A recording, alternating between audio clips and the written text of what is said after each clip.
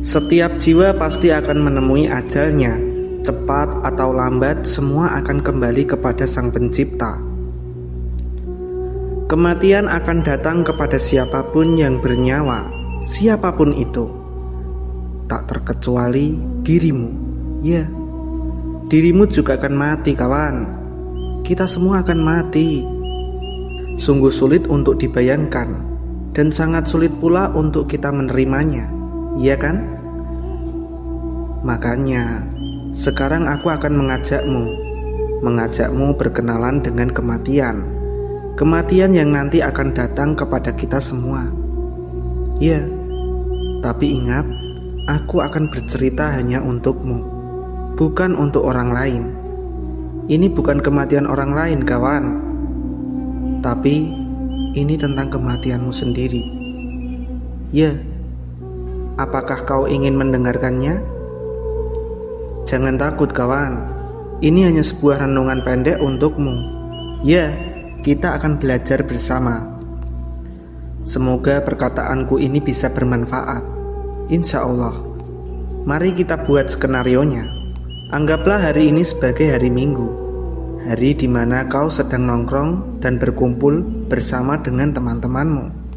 Semua teman-temanmu tampak bahagia, suasananya santai, dan kau tentu menikmatinya. Bagimu hari itu seperti hari biasanya. Ada pula cemilan, kopi, serta makanan ringan di sana.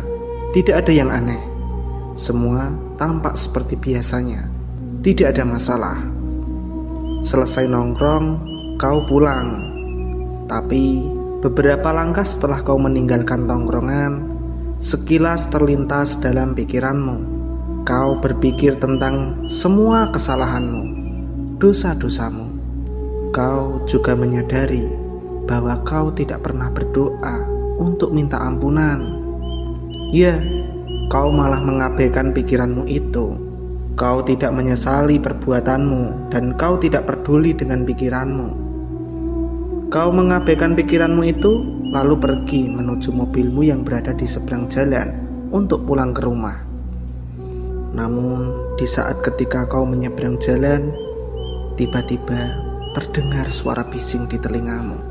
Suara klakson tronton yang mendekat ke arahmu. Ya, kau mengalaminya.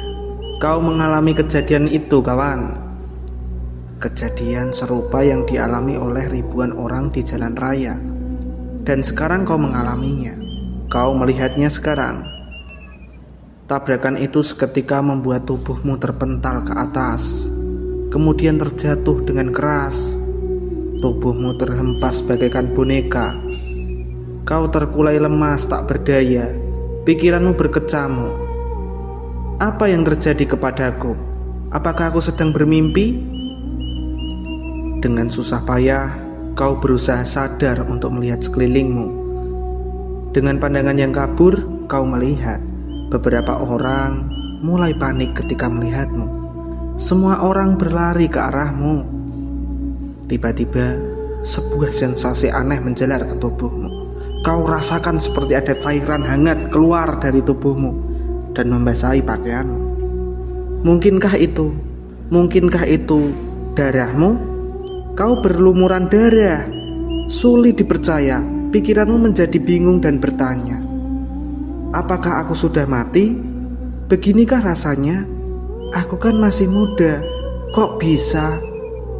Tidak mungkin. Aku tidak mungkin mati. Yang mati kan biasanya orang tua, bukan aku. Hei kawan, kematian tidak memandang usia, kawan. Ingat, syarat mati tidak harus menjadi tua. Dan hari ini mungkin saja giliranmu, kawan. Lihatlah, kau terkulai lemas dan tak berdaya. Bagimu dunia terasa berputar. Kesadaranmu memudar dan pikiranmu tak karuan. Situasi semakin ramai. Orang-orang terlihat panik. Orang-orang berusaha menyadarkanmu. Kau juga mendengar apa yang mereka katakan. Ayo bangun, ayo sadarlah. Ya Allah, apa yang terjadi kepadaku? Apa yang terjadi?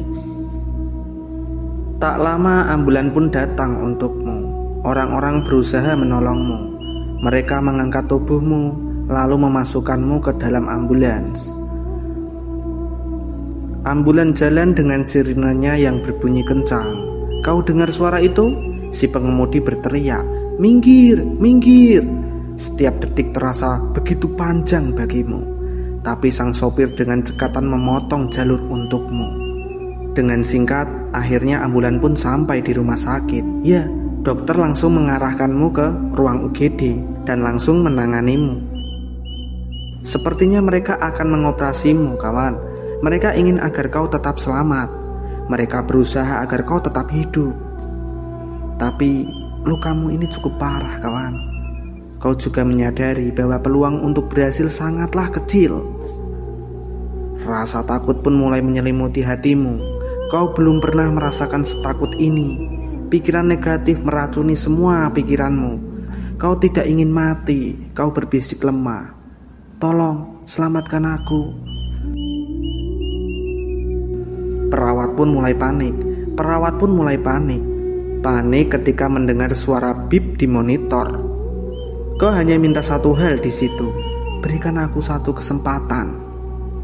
Tapi bunyi bip makin keras, mengacaukan pikiranmu. Apa yang terjadi? Dokter berusaha menyelamatkanmu, tapi sekarang dia hanya berdiri diam dan menunduk. Tatapannya kosong. Wajahnya mencerminkan penyesalan yang dalam. Ia telah berjuang keras menyelamatkanmu, tapi sayangnya takdir berkata lain, kawan. Dengan langkah berat, akhirnya dokter pun pergi meninggalkanmu. Meninggalkanmu sendirian di ruangan itu. Ya. Dari luar jendela, kau merasakan ada yang menjengukmu. Dia menjengukmu dengan wajah sedih dan berlinang air mata. Kemudian dia memanggil namamu. Tentu kamu penasaran. Siapakah orang itu? Coba, mari kita flashback 40 menit sebelum takdir menentukan waktumu. Di rumah telepon berdering. Ibumu mengangkatnya, mendengarkan dengan seksama dan berkata, "Iya pak, betul, saya ibunya." Ibumu mendapatkan kabar. Wajahnya mendadak sedih, air mata mulai bercucuran, dan ia menangis terseduh-seduh. Iya, betul, dia ibumu. Dialah yang menjengukmu di rumah sakit sekarang. Ibumu dengan penuh harapan menjengukmu. Namun, sekarang harapan itu hancur seketika. Inikah saatnya? Saat rohmu meninggalkan jasadmu?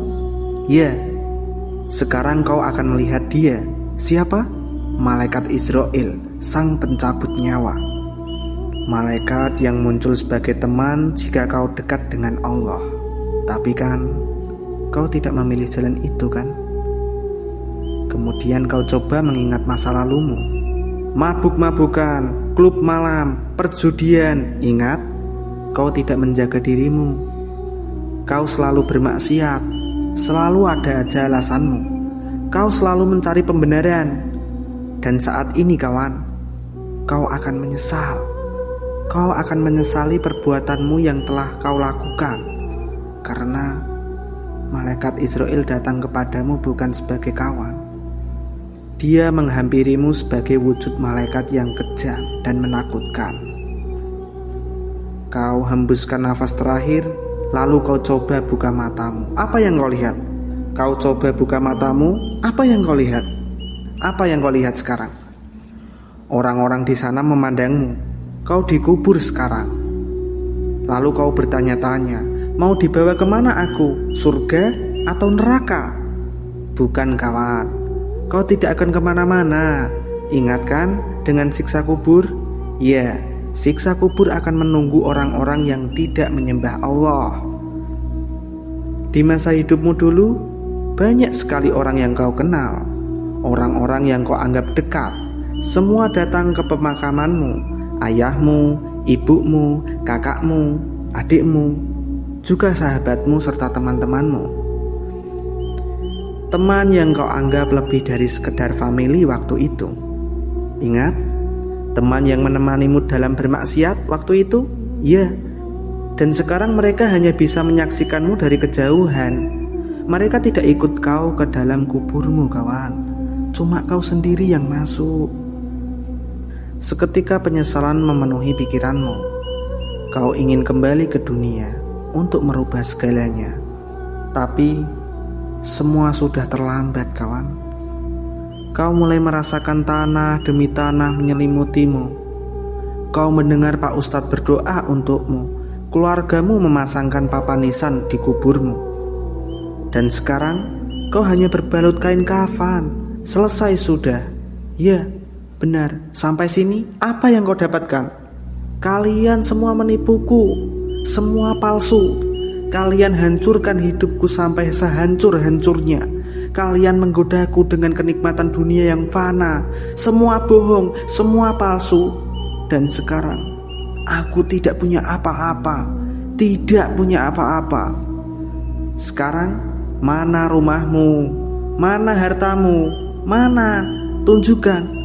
Mana teman-temanmu itu? Kau punya apa sekarang? Kau terlalu mementingkan diri sendiri. Sudah, diam di sana. Rasakan tanah kuburanmu itu. Sangat gelap dan sempit, kawan.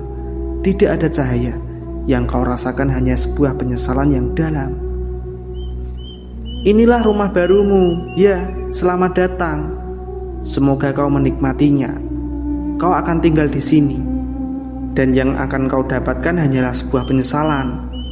Hanya sebuah penyesalan yang akan kau rasakan. Seandainya kau menyadari waktu hidup dulu, pasti kau akan berdoa untuk minta ampunan. Dan tentu tobatmu akan diterima. Namun sekarang semua sudah terlambat, kawan. Karena bumi sudah menelanmu. Sekarang apa yang bisa kau lakukan, kawan? Kasihan. Allah yang telah menghadirkanmu ke dunia, lalu memberimu sumber kehidupan serta kenikmatan dunia, tapi malah kau tidak menyembahnya.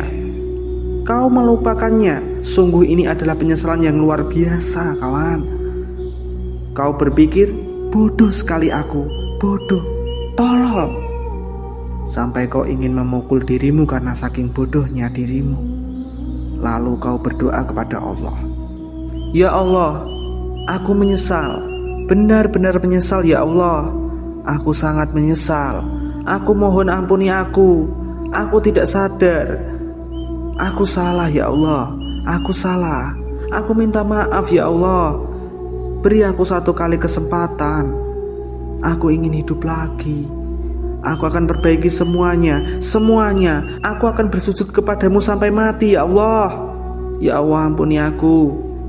Aku mohon kepadamu, kembalikan aku ke dunia. Aku mohon kepadamu, kembalikan aku ke dunia ya Allah. Aku mohon.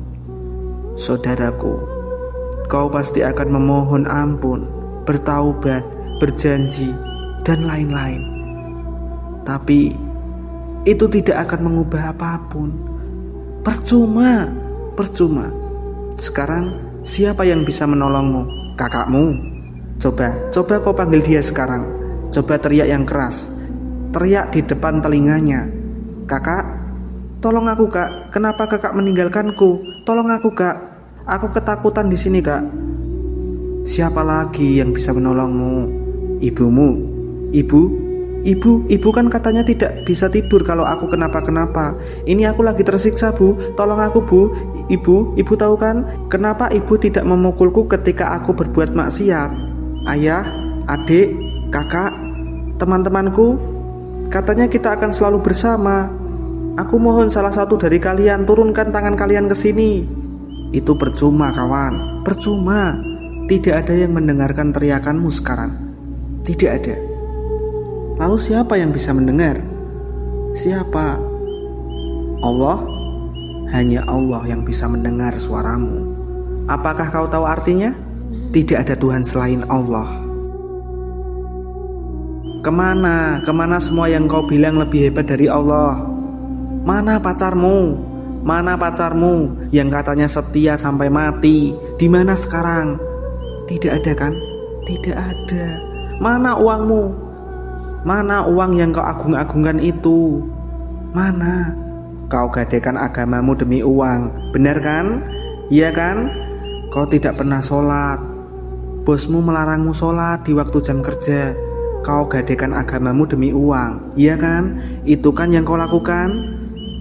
Sekarang tunjukkan, mana bosmu, mana dia, mana semua uangmu itu. Hanya Allah yang mendengar kawan. Hanya Allah. Hanya Allah yang bisa mendengarmu sekarang. Tidak ada Tuhan selain Allah. Tapi kau kan tidak dekat dengan Allah. Kau malah menjauhinya. Kau menjauhinya. Ingat, kau bahkan tidak pernah berdoa kepadanya. Kau akhirnya menangis sejadi-jadinya karena kuburanmu makin lama makin gerah. Kau menyesal, namun percuma kawan, percuma. Inilah rumah barumu, dan kau akan tinggal di sini sampai pengadilan tiba. Ya, setiap pagi dan malam neraka akan diperlihatkan kepadamu.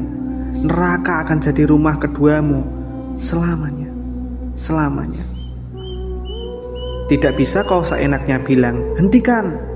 Kau tetap akan disiksa kawan. Itu kan maumu, iya kan? Sini aku beritahu, apa neraka itu? Neraka itu lebih buruk dari apapun kawan. Kan aku sudah bilang. Apakah itu maumu kawan? Sekali lagi, apakah itu yang kau inginkan? Apa kau yakin? Apa kau mau akhiratmu hancur? Tidak kan? Tidak kan? Tidak. Tidak. Kau ingin akhiratmu baik kan? Saudaraku, Allah Maha Pengampun. Di hadis qudsi Allah berfirman, sesungguhnya rahmatku mengalahkan murkaku.